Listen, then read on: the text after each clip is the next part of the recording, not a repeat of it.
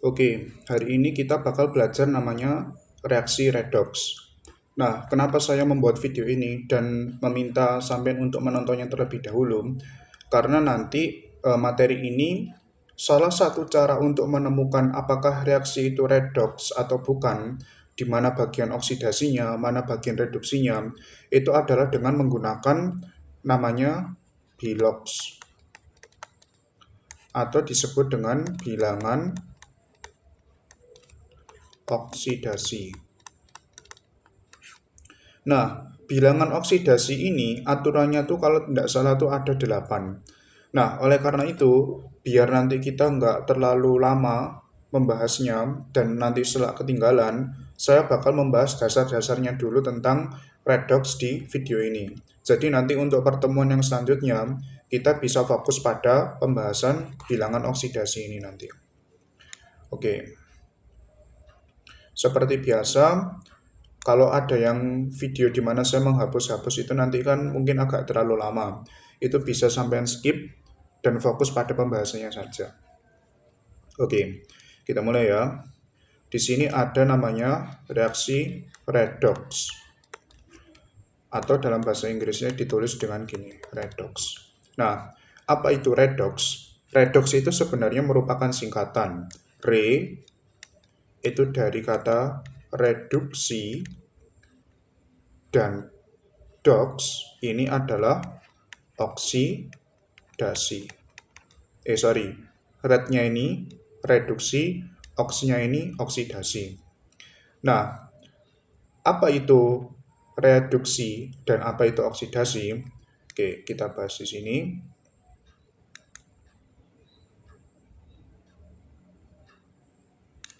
Oke, saya tulis ulang ya.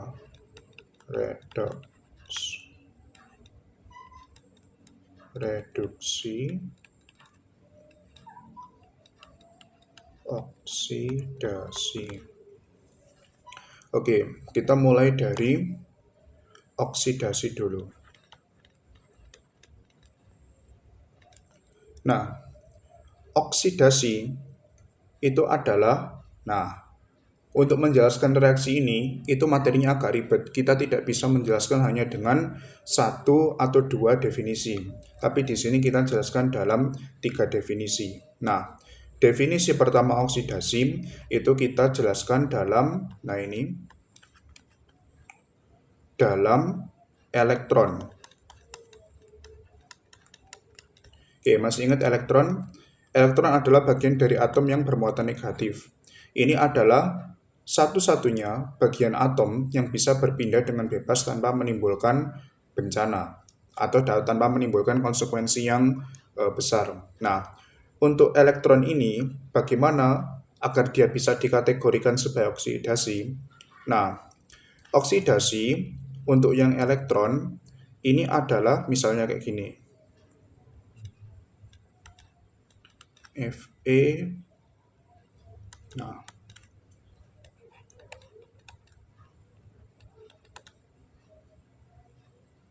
ini adalah namanya reaksi oksidasi. Kenapa demikian? Fe, nah di sini, sebentar, jangan gini aja.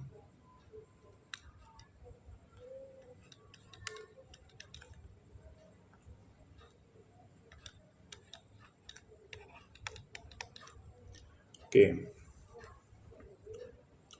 Nah, di sini Fe bermuatan negatif, ya. Kemudian dia di sini menjadi Fe. Atau misalnya aku tambahin deh, jadi Fe plus gini. Nah, di sini dari minus menjadi plus, berarti dia melepas elektron. Nah, kalau yang kegiatan melepas elektron, ini aku hapus.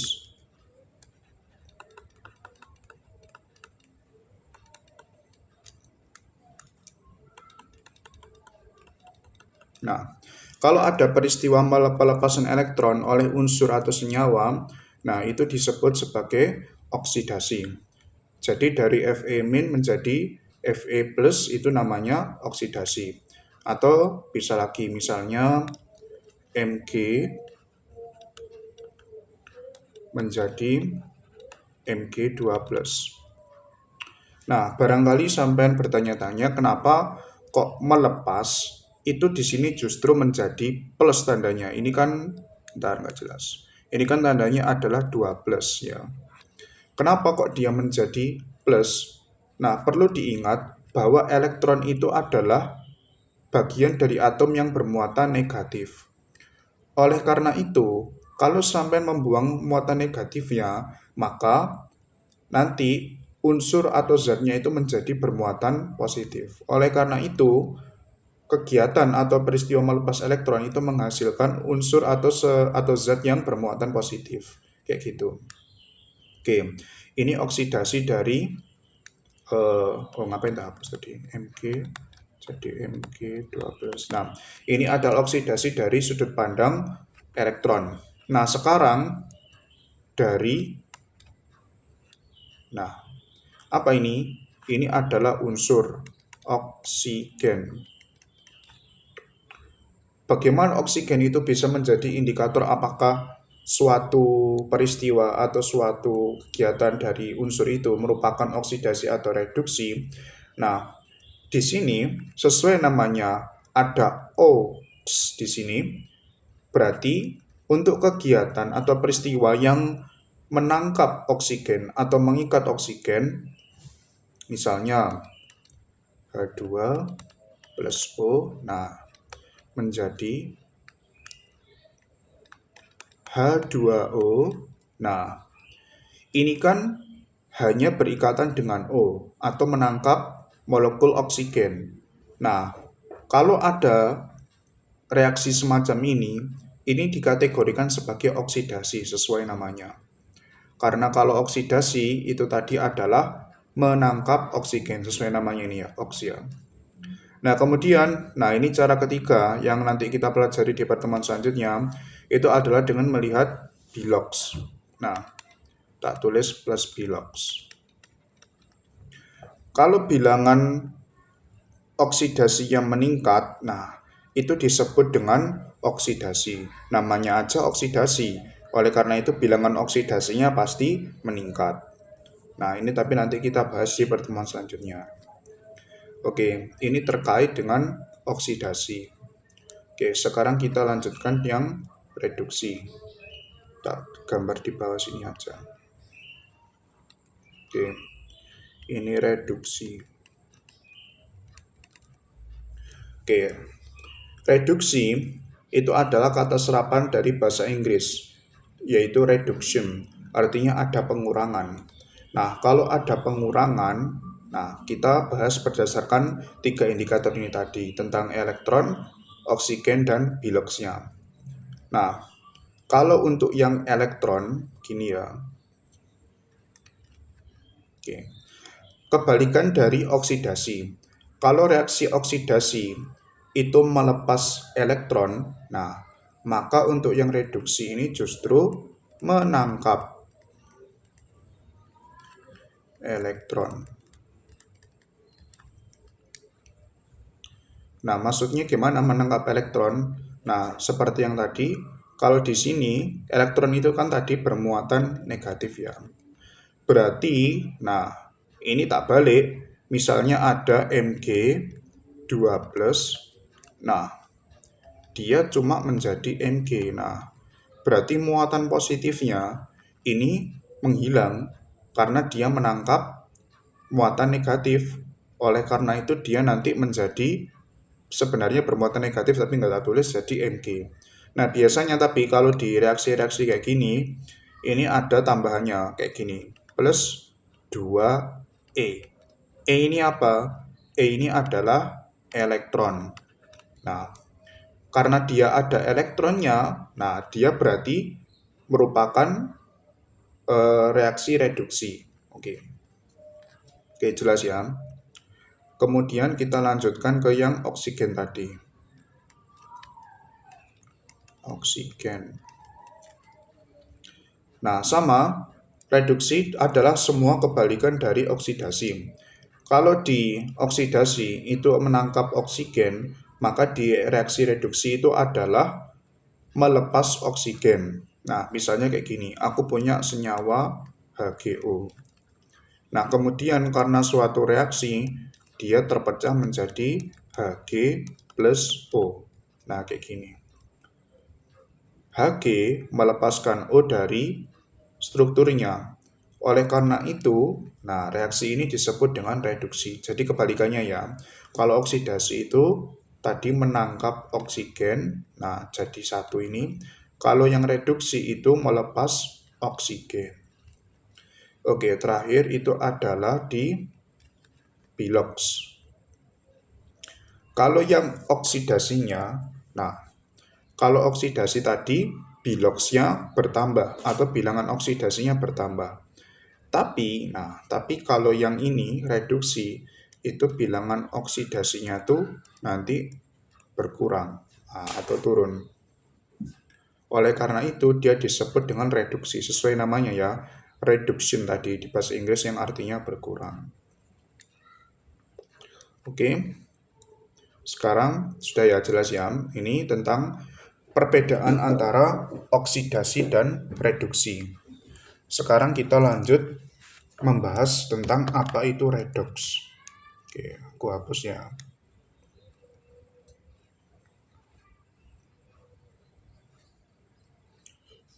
Oh iya, sebelumnya bentar-bentar.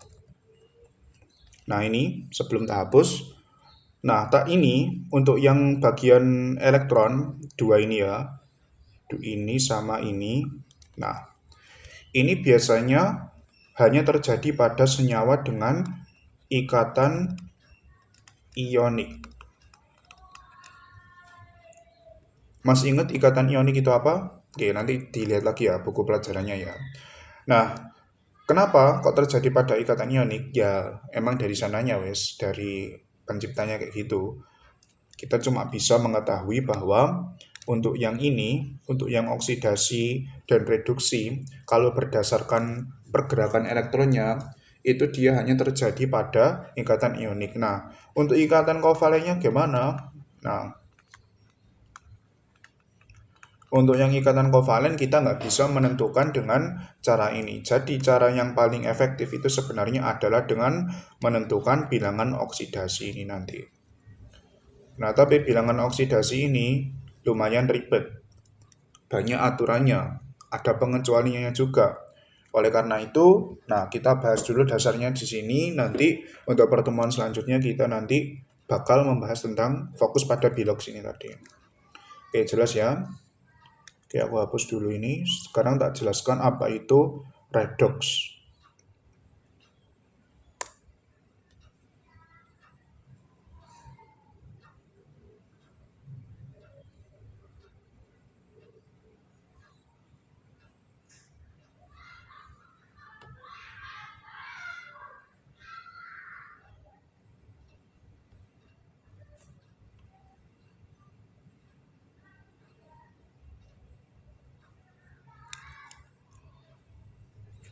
Oke, sekarang tentang redox.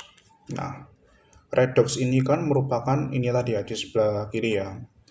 Itu adalah gabungan dari reduksi dan oksidasi. Nah, kalau redox itu sendiri berarti sorry. Nah, redox ini sendiri itu adalah terjadinya reaksi reduksi dan oksidasi pada waktu yang sama. Jadi kedua reaksi ini terjadi pada waktu bersamaan, nggak terpisah. Nggak oksidasi sendiri, reduksi sendiri, tapi dua-duanya terjadi pada saat yang sama. Nah, contohnya kayak gimana? Contohnya itu adalah ini. Nah, ini ada misalnya, bentar, aku bayangkan dulu. Oke, CU lah. CU 2 plus Zn menjadi CU plus Zn 2 plus. Oke, Di sini kita lihat dari karena kita belum belajar tentang Bilox ya. Di sini kita lihat eh, dari elektronnya saja, dari reaksi elektronnya saja, atau dari pergerakan elektronnya. Oke, di sini, nah, Cu itu yang di sebelah kiri, di ruas sebelah kiri. Oke, nanti kita juga pakai ruas kanan kiri, jadi jangan lupa dipelajari lagi ya. Ini ada konsepnya kaitannya dengan matematika. Di ruas sebelah kiri Cu 2 plus. Nah, di sini kan 2 plus ini berarti mengindikasikan bahwa dia merupakan unsur yang memiliki muatan positif. Nah, tapi kita lihat di sini seret. Nah, di sini Cu-nya cuma Cu, nggak ada 2 plusnya lagi. Nah, berarti dia harusnya menangkap 2 elektron. Nah, masih ingat tadi kalau menangkap elektron, dia masuk kategori reduksi atau oksidasi? Ya, langsung aja ya. Karena dia menangkap 2 elektron, maka ini termasuk reduksi. Oke. Nah, untuk yang zinc ini ya, di sini dia cuma zinc. Nah, kemudian tiba-tiba dia memiliki muatan 2 plus. Berarti apa? Nah, berarti dia menghilangkan 2 elektron. Nah, kalau melepas 2 elektron, kebalikan dari reduksi tadi ya, berarti dia merupakan berarti dia merupakan reaksi oksidasi. Nah, ini. Jadi apabila ada kedua unsur yang seperti ini, pada saat yang bersamaan, ada yang mengalami oksidasi, ada yang mengalami reduksi, maka ini disebut dengan redoks. Nah, kita perlu mengidentifikasi kadang-kadang karena ada beberapa perubahan senyawa itu yang dua-duanya misalnya mengalami reduksi atau dua-duanya mengalami oksidasi. Nah, kalau cuma mengalami salah satu dari ini, dia tidak bisa disebut dengan reaksi redoks. Nah, nanti biasanya untuk soal-soal seperti ini sampai diminta untuk mengidentifikasi mana yang termasuk redoks atau misalnya mana yang mengalami reduksi, mana yang mengalami oksidasi. Oke, kayak gitu. Oke, ini untuk dasar dari reaksi redoks. Tadi kita sudah belajar bagaimana mengidentifikasi reaksi redoks dengan pertama apa tadi? Dengan elektron. Kemudian kedua dengan oksigen. Nah, nanti di pertemuan selanjutnya karena ini banyak dan saya harap bisa menjelaskan secara langsung, itu nanti kita bahas yang Bilox ini. Oke, sampai sini dulu. Nanti ada soal juga, kalau ada waktu coba dikerjakan untuk memperdalam pemahaman sampai tentang untuk dasar redoks ini tadi. Oke, sampai sini dulu.